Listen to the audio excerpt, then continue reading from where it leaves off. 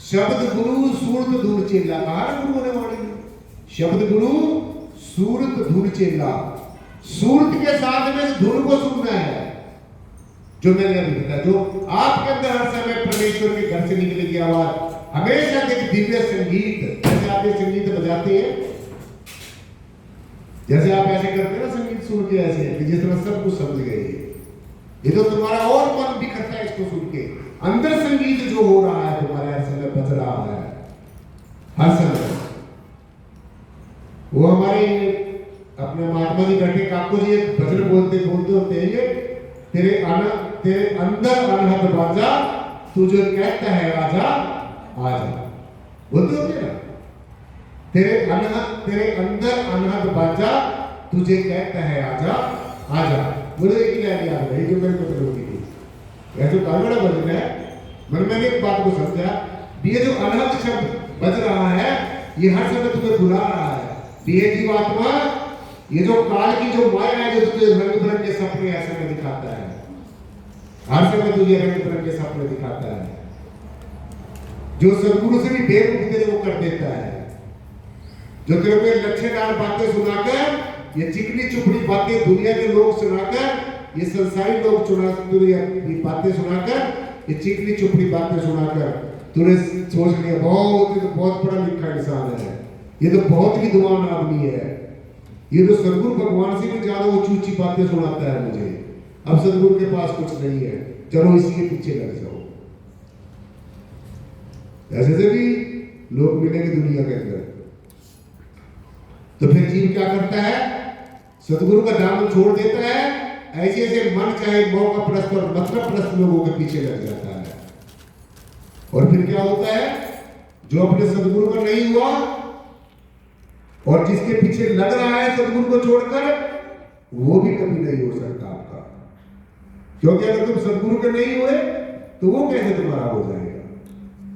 तो इसलिए साथ संगत जी, ये दुनिया की चुकनी चुपड़ी बातों में नहीं आना है, ये दुनिया के लालचों पर प्रलोभन में नहीं आना है, ये दुनिया के विद्वान समझकर, बहुत ज्यादा पढ़ा लिखा समझकर इसके पीछे नहीं भागना है।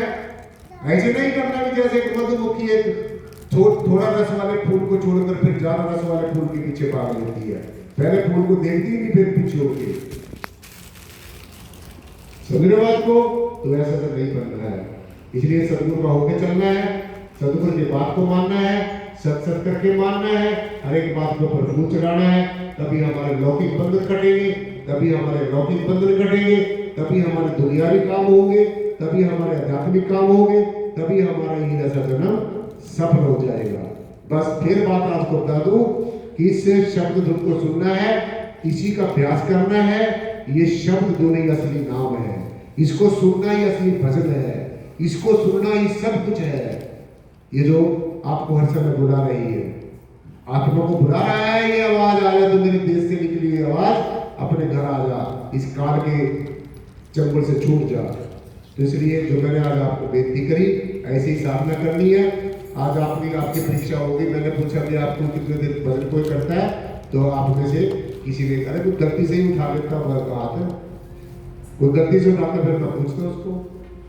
आपको पता है भी अगर किसी ने गलती से हाथ उठा लिया तो फिर ना जी ने पूछना भी है, मैं पूछता भी हूँ, तो फिर आपका जवाब ना होता तो आपसे क्या उम्मीद की जा सके। जिसके बच्चे इतने नालायक हो, जिसके अनुयायी इतने नालायक हो, और वो हर समय कटोरा लेके हाथों में खड़े, मेरा ये करते, मेरा वो करते, तो क्या हो सकता है।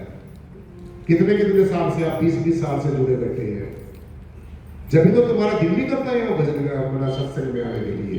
तुम लोग आते हो सिर्फ टाइम पास करने के लिए, कभी मैं ये न कह दे दिए सत्संग में नहीं आते, तो कहाँ जाओगे।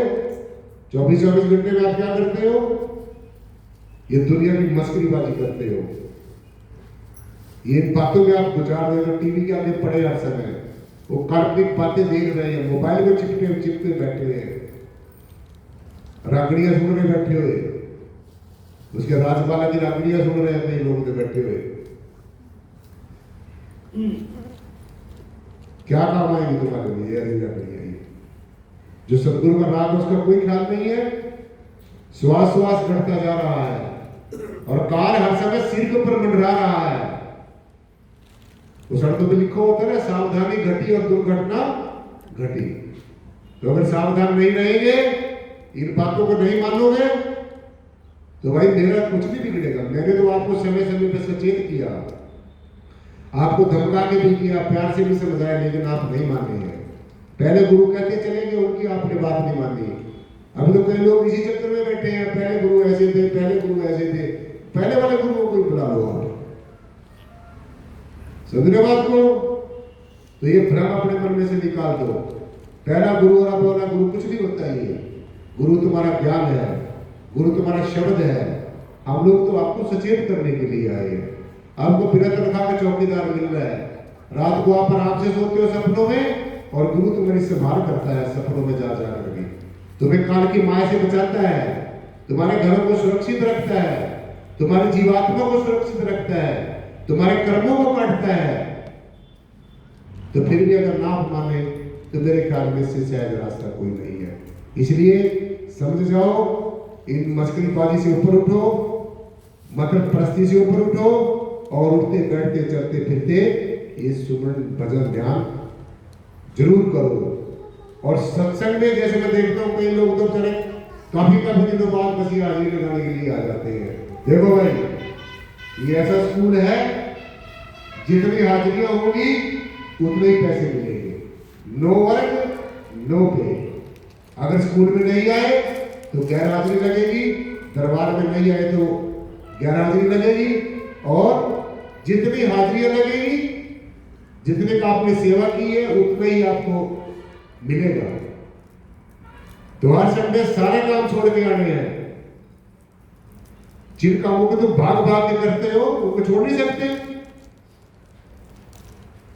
कोई रिश्ते नाते का कुछ मामूली से कोई शादी होगी, कोई ब्याह होगा, वो तो भले भागे जाएंगे, बड़ा टिप टाप हो गए, थोड़े सच सच कर जाएंगे, फोटो में करवाने में सबसे आगे होंगे, वो तो कर लेंगे आप। लेकिन ये सदगुरु वाला काम नहीं, भाई ये तो करना ही पड़ेगा, इसके लिए कोई माफी नहीं है।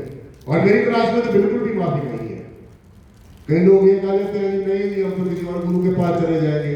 बेशक चले जाओ, कोई मेरे से अच्छा कोई और पढ़ाने वाला मिलता हो तो मोस्ट वेलकम, लेकिन यहाँ तो बैठ के मेहनत करनी पड़ेगी। ये दिखावेबाजी बनावटी बातें मेरी क्लास में नहीं चलती है। इसलिए समझ जाओ, आगे आने वाले समय के लिए सचेत हो जाओ। और ये नहीं होना चाहिए जैसे मैंने आज आपको पूछ लिया कितने लोग 4-4 घंटे भजन करते हैं।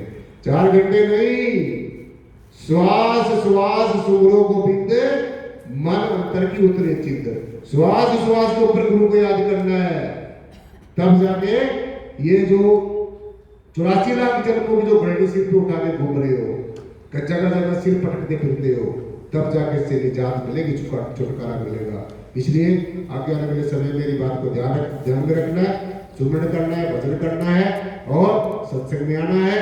सत्संग आना कभी भूलना नहीं। तो हम सिमरण करेंगे 2 मिनट के लिए, 2 मिनट और बैठेंगे।